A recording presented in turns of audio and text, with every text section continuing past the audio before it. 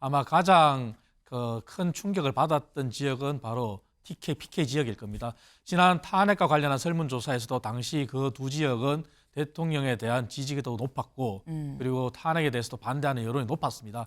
하지만 탄핵은 인용이 되었고 그리고 탄핵의 여론조사 결과를 보더라도 보수층에서도 60%가 헌재 판결을 지지한다, 수용한다고 했거든요. 그렇기 때문에 아무래도 경쟁력 있는 후보를 찾아 나서는 과정에서 이제 탄핵이 인용되고 나서 주말 정도 지났습니다. 그래서 여전히 선택을 못하고 있는 그런 상황일 것이고요. 국민의힘이 당의 자세를, 스탠스를 어느 쪽으로 가지고 가느냐에 따라서 그것이 마음에 들면 그쪽에다 지지할 가능성을 남겨둔 거예요. 예를 들면 지금 뭐 한동훈 그 전 대표나 아니면은 뭐 김문수 장관이라든지 네. 이런 분들이 이제 양쪽에서 찬성과 탄핵을 반대했던 그런 대표적인 선수들 아닙니까? 이분들을 당에서 어느 방향으로 중심을 잡아가느냐에 따라서 저 TK, PK 지역의 이 유보된 44%는 움직일 가능성이 매우 크다. 지금 저쪽 지역은 윤석열 대통령과 국민의힘 양쪽 다에게 원망이 굉장히 높은 지역일 거예요. 네. 당이 대통령이 이 정도까지 가는데 뭐 하고 있었느냐? 대통령은 왜 이런 사단을 만들어놨느냐? 기사 같이 보시죠. 역선택에 만든 이변 47% 머문 이재명, 국힘 유승민 깜짝 2위다라는 거예요. MBN과 매일경제가 여론조사를 좀 해봤습니다. 지금 각 당에서 대선 주자들 어떤 이 적합도를 지금 물어봤는데 민주당 먼저 좀 볼까요? 민주당은 일단 이재명 대표 47.4입니다. 그 뒤로 2등이 없음 17%. 그리고 김동연, 김부겸, 우원식, 김경수, 김두관, 김영록 등등의 순으로 나왔다라는 거예요. 사실 이재명 대표의 경우에는 다른 여론조사에서도 압도적으로 1위를 나오고 있었기 때문에 뭐 크게 다르진 않습니다. 다만 다른 데서 30%, 40% 초반이었었는데 이번 47%까지 좀 나왔다라는 점이 좀 주목이 될 수 있는 거고 국민의힘을 좀 가보겠습니다. 국민의힘의 내부 주자들을 좀 봤더니 1등이 없음이에요. 네, 1등이 없음, 2등이 김문수, 유승민, 홍준표, 한동훈, 오세훈, 안철수, 원희룡 순이더라라는 겁니다. 물론 제외하고 주자들만 놓고 보면 1등 김문수, 2등 유승민이라는 거죠. 근데 제목에도 나왔죠. 지금 국힘에서 유승민 깜짝 2위다. 깜짝 2위다. 김문수 18.6 그리고 유승민 13.9입니다. 깜짝 2위라고 한 이유? 여기 사실 앞에 역선택이라는 얘기도 있어요. 이 괄호안을 보면 이 괄호안이 뭐냐? 당 지지층 중에서 얼마나 지지를 받았느냐라는 건데 18.6%를 받은 김문수 장관은 37.3%, 13.9% 2등이죠. 2위인데 당 내부에선 3.4%였더라라는 거예요. 사실 요 문제가 이창근 위원님, 이게 지금 뭐 2등 역선택, 뭐 깜짝 2등 이런 얘기가 나오긴 했습니다만 이게 또 유승민 전 의원의 경우는 이게 어떻게 보면 한계이기도 하고요. 어떻게 보면 강점이기도 합니다. 어떻게 보십니까? 그렇습니다. 유승민 전 의원 같은 경우는 당내 지지는 사실 굉장히 취약합니다. 일종의 배신자 프레임 때문에 아직 그것을 수년간 극복하지 못하고 있고 그래서 그간에 경기도지사 경선이든 당내 대선 경선이든 실패를 맛봤죠. 하지만 전체 중도층을 아우른 전체 국민을 놓고 봤을 때는 유승민 전 대표가 현재는 가장 앞서 나가는 그러한 현상을 볼 수는 있습니다. 그럼에도 불구하고 우리 당은 당내 룰이 현재 당원에 따라서는 5대 5입니다. 당원이 5 그리고 일반 국민이 5. 그런 룰을 놓고 봤을 때 과연 유승민 전 대표가 현재의 약진하는 지지세를 유지할 수 있을지 이것은 의문입니다. 의문이고 그리고 또 김문수 장관 같은 경우도 탄핵을 거치면서 일종의 보수 측의 지지를 받으면서 1위는 하고 있지만 과연 이 부분이 계속 유지될까도 의문입니다. 왜냐하면 수많은 당원들이 주말 사이에 보여준 것처럼 이제는 급격하게 차기 대선을 향한 그리고 이재명 대표에 대항할 수 있는 그러한 경쟁력 있는 후보가 누구일까 이런 것을 찾고 있는 상황입니다. 그렇기 때문에 이 지지율은 오늘 현재 의미하는 바는 크지만 그래도 우리 당의 내부 지형을 놓고 봤을 때 그리고 당내 경선 구도를 놓고 봤을 때는 유지되기는 힘들다. 그렇게 저는 보고 있습니다. 네, 이게 지금 현재 상황을 보여줄 수는 있지만 그렇다고 해서 이게 계속 유지가 될 건지에 대해서는 좀 회의적이다라는 말씀이에요.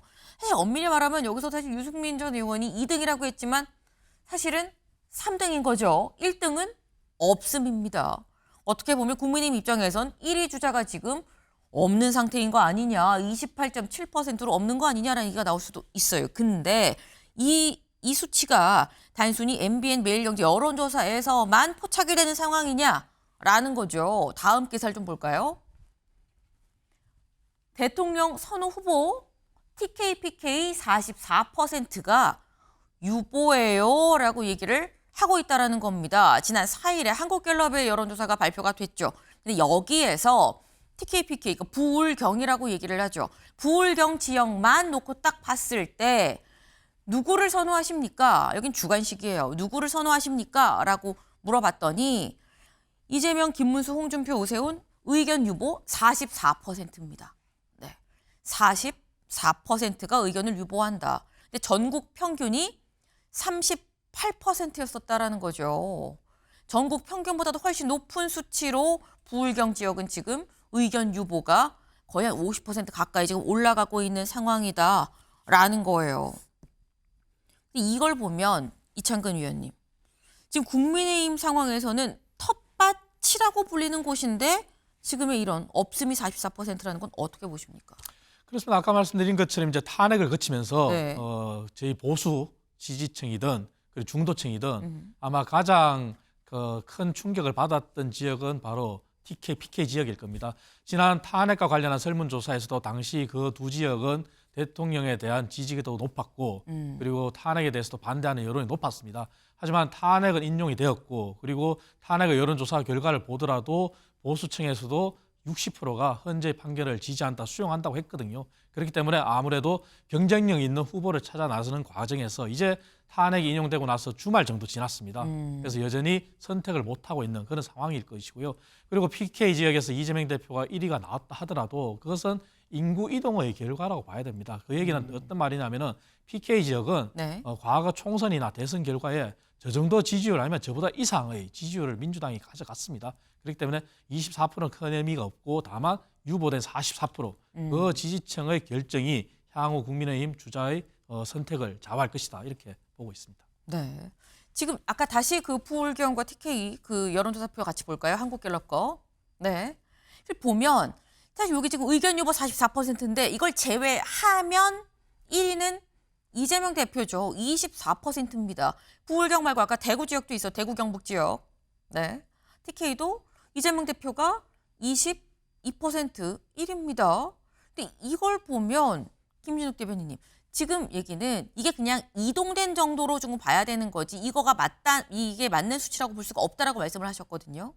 아마도 뭐 비슷한 생각이실 것 같아요. 근데 어쨌든 이제 PK나 TK 지역 같은 경우에는 보수의 뭐 그 중심 아닙니까? 네. 그 지역에서 이재명 대표도 좀 그 다른 전체적인 지지보다는 많이 좀 낮지만 다른 후보들도 그보다는 뭐 훨씬 미치지 못하고 특히 의견 유보층이 40%가 넘는다라는 뜻은 뭐냐면 이 보수 후보들 중에 어느 쪽으로 마음을 둬야 될지 모르겠다라는 부분들이 많은 것 같아요. 일단 그 지금 보수 후보들 중에 보면 이번 윤석열 전 대통령의 탄핵에 찬성했던 사람들과 반대했던 사람들이 있잖아요. 네. 그 어느 쪽도 지금 수치가 월등하게 차이가 나지 않습니다. 그렇다면 앞으로 이 그 조기 대선 국면에서 국민의힘이 당의 자세를 스탠스를 어느 쪽으로 가지고 가느냐에 따라서 그것이 마음에 들면 그쪽에다 지지할 가능성을 남겨둔 거예요. 예를 들면 지금 뭐 한동훈 그 전 대표나 아니면은 뭐 김문수 장관이라든지 네. 이런 분들이 이제 양쪽에서 찬성과 탄핵을 반대했던 그런 대표적인 선수들 아닙니까? 이분들을 당에서 어느 방향으로 중심을 잡아가느냐에 따라서 저 TK, PK 지역에 이 유보된 44%는 움직일 가능성이 매우 크다. 지금 저쪽 지역은 윤석열 대통령과 국민의힘 양쪽 다에게 원망이 굉장히 높은 지역일 거예요. 네. 당이 대통령이 이 정도까지 가는데 뭐 하고 있었느냐? 대통령은 왜 이런 사단을 만들어놨느냐? 뭐 이런 것인데 앞으로 뭐 이제 국민의힘에서 지금 이제 어제부로 현재의 지도부가 계속해서 대선을 치르는 것으로 되어 있기 때문에 네. 그 지도부가 방향을 어떻게 잡아가느냐에 따라서 저 출렁거림이 계속해서 국민의힘을 지지할 수도 있고 또는 민주당 쪽으로 지지가 넘어올 가능성도 크다 이렇게 봅니다. 네.